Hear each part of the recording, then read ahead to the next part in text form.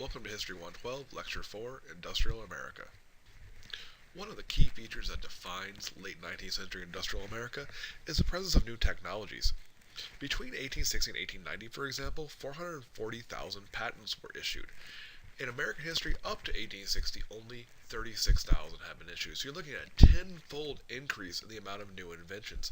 In addition, there's some very important ones like the telephone, telegraph, electricity starts to be used. Steel processes are improved where steel manufacturing becomes a viable industry. We also see things like the radio and towards the end of this time period, also the airplane.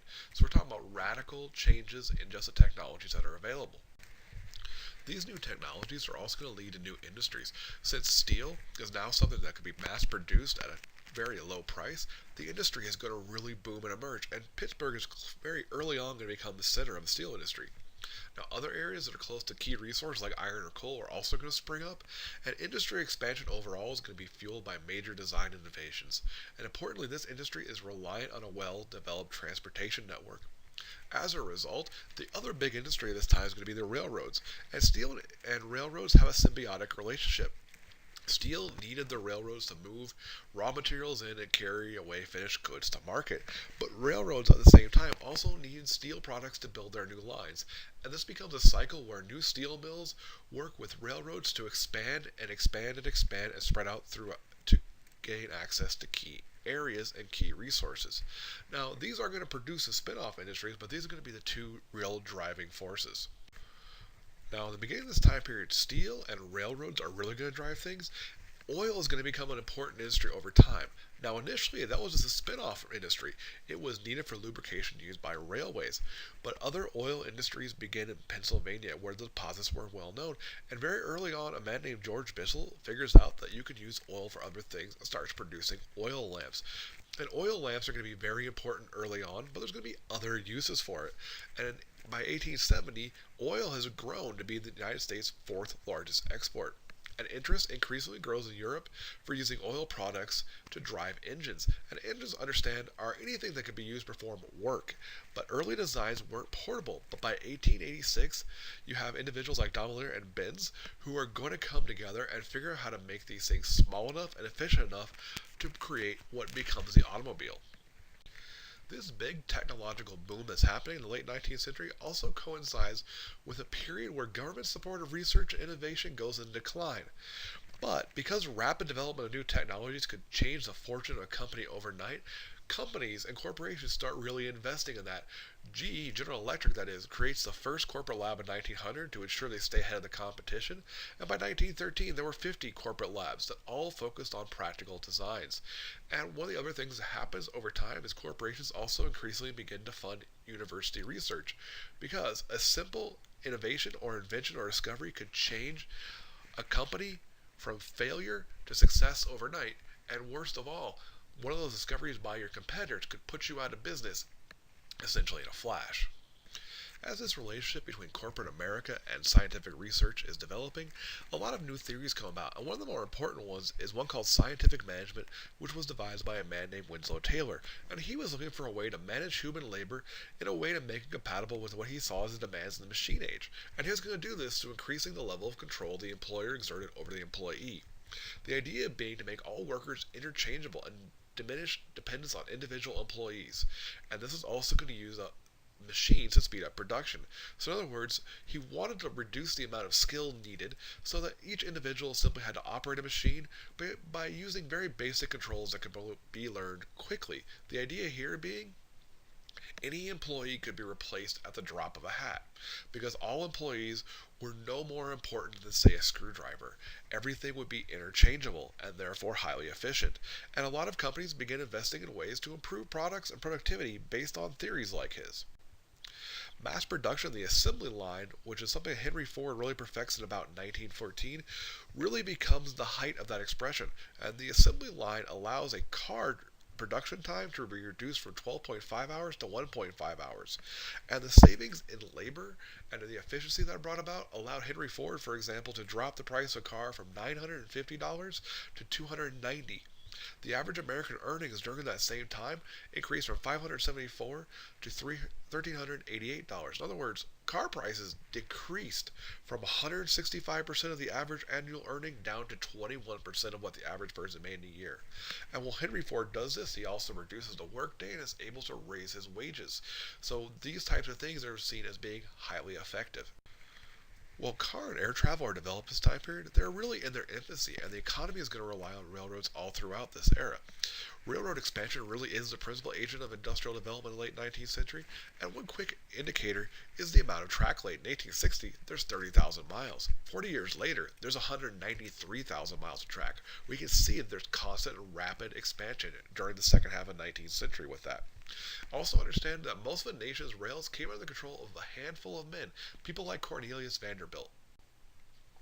Here, if we look at a quick map of the railway network, we can see that it's really centered on the northeast and then again around Chicago. So we're looking at it being very centered, very heavily built, but at the same time you can see it reaches all areas of the United States, although out in the west it's simply not as laid as heavily. While the railroad really was the driving force in American industrial expansion in the late 19th century, a lot of this would not have happened without the corporation. And the corporation is a business organization that could raise money for itself by selling stock to members of the public, and affluent Americans begin investing in companies even if they're not involved in the business which they were purchasing. Now, these are limited liability companies. In other words, the investors are not responsible for the company's debt. They're merely responsible for their own investment. If you buy $1,000 worth of stock, that is the extent of your investment, and the extent of your potential loss is $1,000 you put in. Now, the ability to buy and sell this to the public makes it possible for entrepreneurs to gather vast sums of capital and undertake great projects. What's important to understand here is this was due to changes in legislation. Previously, you, the owner of the company, were responsible for 100% of its debt. You could not go and sell stock easily. The legislation that allowed this to happen simply wasn't present. But when it changes in the late 19th century, suddenly there's a boom in corporate America. One of the people to take early advantage of this is Andrew Carnegie, and he builds up the steel industry doing this. He cuts prices by striking deals with railroads. He's going to buy out his less successful competitors. He's going to use new production to expand market share, and he's going to use new investment to buy up mines that are going to supply him and the railways that are going to carry the goods. And he's going to cut costs, and the more he does this, the more he buys up his competitors. And one of the key things he does is he leverages the ability to obtain investors through the stock market so that he can rapidly raise cash to do this. JP Morgan, who is one of the major financiers of the time, is going to eventually buy him out for $450 million. That's about $1.4 billion in today's money, and he's going to merge Carnegie's steel holdings with Morgan's own steel holdings to form U.S. Steel and control 2/3 of the nation's steel industry. While this time period is marked by the ability of people to invest and drive rapid corporate expansion, it's also a time of considerable consolidation. Horizontal integration and vertical integration are key things to understand. Horizontal integration is when similar businesses are combined to a bigger business, whereas vertical integration is a taking over of all the different businesses on which the company relied for its primary functions. And Carnegie is a good example of that. He was a steel manufacturer who took control of the iron and coal mines he needed to produce that steel, as well as the railways he needed to transport it, all of which allowed him to cut the cost in his final product, that is to say steel. Now, John D. Rockefeller, who had Standard Oil, is another good example of corporate consolidation because he uses both vertical and horizontal integration. By the 1880s, he controls 90% of all refined oil in the United States and becomes a leading symbol of monopoly. Not only is he buying the entire production line and making sure that every aspect of the industry that he needs to get his goods to market is under his control, he's also buying out every last one of his competitors. Consolidation is seen by this time, though, as a remedy to cutthroat competition, and big business, on the one hand claiming to believe in free enterprise, really what it comes down to is they fear instability of a competitive market. So by having these massive consolidated enterprises that can produce goods on a predictable schedule at a predictable price, they feel this is going to best lead to economic stability. And this is a time period where people believe that the most successful enterprise is the one that can absorb all of its competitors. In other words, monopoly was the goal. It was not seen as a bad thing, it was seen as natural and highly desirable. Now, out of this logic that monopoly is good emerges things like the trust and the holding company. The system is similar to corporations, but investors are going to give money to a group of trustees in exchange for certificates.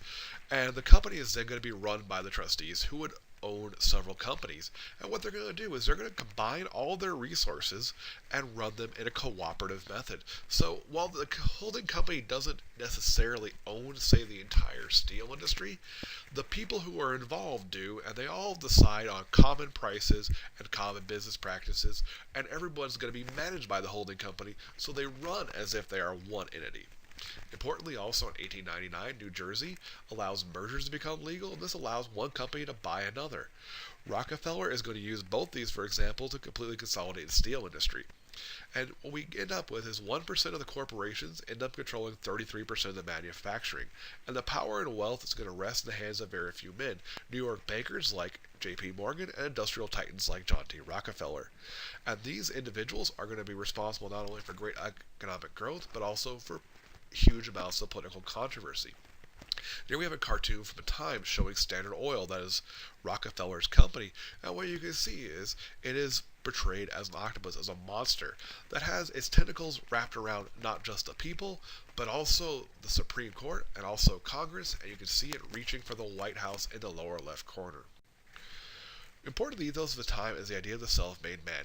Now, while Carnegie and Rockefeller are good examples of this, because these are men who had started from relatively low positions and built up massive empires, you have, on the other hand, the majority, people like J.P. Morgan, who came from very wealthy families.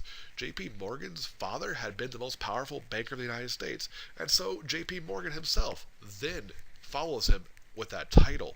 Now, much corporate expansion is also going to rely on bribing politicians and using those positions of privilege. Standard Oil New Jersey is one that is extensively involved in bribing.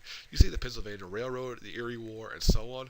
And the situation becomes such that people using wealth and privilege becomes the norm. Politicians start openly soliciting bribes, and it's a well-known feature of American politics in the 19th century. Now, in this 19th century climate where bribery is open and everyone knows what's going on, people not only seek to justify what's happening, but they also seek to argue that the way it is in fact good. And one of the key arguments that comes out of this time period is a book called The Evolution of Society, and that's the beginning of social Darwinism. And it's going to apply the idea of the natural selection of species to humans and to society. Now, they're going to argue that some people adapt better than others through natural processes, and that those who adapt are able to efficiently dominate those who don't. This is the origin of the term survival of the fittest, and that's going to be used to justify market economies, imperialism, colonialism, and racism in general. Now, in The Evolution of Society, Spencer argues that not only should we allow the weak and less fit to fail and die, but that it's good social policy. And importantly, Spencer also argues that it's morally right. He rationalizes all of this by the notion that colonized nations or poor people or disadvantaged minorities or whatever group we may be discussing must somehow deserve their situations because they are less fit than those who are better off. And Spencer engaged in a circular logic where he says that poor people are poor because they are less fit, and the evidence that they are less fit is that they are in fact poor, and therefore he's just simply arguing in a circle. But this is a very influential book. He publishes more than 400,000 copies in the United States alone, and he really stands out as one of the most important intellectual figures of late 19th century America. Now, while survival of the fittest was something that Spencer had argued out of a mutated version of Darwinism, it was adapted and repurposed in many different ways, and one of the important ones is the Protestant business ethic of the late 19th century, where hard work and acquisition and thrift are the most important values. For example, John D. Rockefeller argued that God gave him his money because he was a hard worker and that he was thrifty and that he therefore deserved it. The Protestant business ethic also argues that those who fail earn their failure. Again, Rockefeller argued, let us remember, there is not one poor person in the United States who is not made poor by his own shortcomings. So in other words, if you work hard, you will be rewarded. This becomes something of a religious value. Therefore, laziness equals poverty, and in the circular logic of the time, Poverty was also evidence of laziness. This becomes convenient theories for business tycoons who are not in agreement with the efforts of things like organized labor. It also fits in very tightly with the key economic theories today, like Adam Smith's theory of supply and demand, and it celebrated the virtues of competition while also working to eliminate them. It was providing all the justification of why it was right and good to build up giant businesses that are based on cutthroat business practices. However, this was not the only theory. The gospel of wealth is very important, and the gospel of wealth argues that with great wealth comes great responsibility and emphasize giving to charity. Andrew Carnegie, for example, gives a massive amount of money to libraries and schools and institutions. And he does this because Andrew Carnegie is one of those who did not start from a high degree of privilege. Andrew Carnegie believed that he became wealthy through his own efforts, and that things like libraries and schools and institutions of those natures had helped him do that. And therefore, if he gave back to those and built schools and built libraries, that would provide opportunities for those individuals who were willing to put in the same effort as he had to build themselves up. And so that's Carnegie's idea about how he's going to give back to the institutions.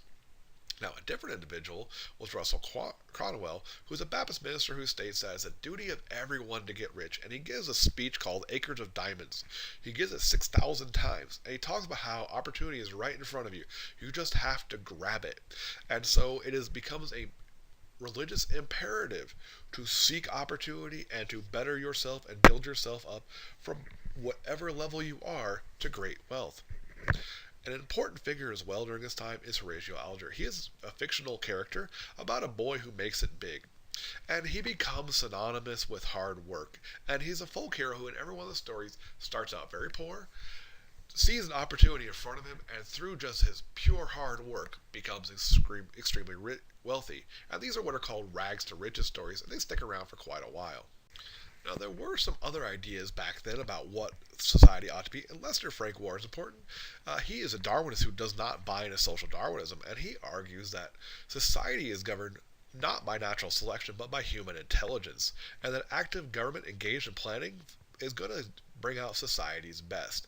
And he believed that people play an active role in shaping society. He argued that Darwinism applies to species out in a natural environment, but humans are distinctly different and can choose to move beyond that. You also see people like Henry George who talk about the sharp contrast between the house of have and the house of want, and he claims the driving force of wealth was a change in land prices.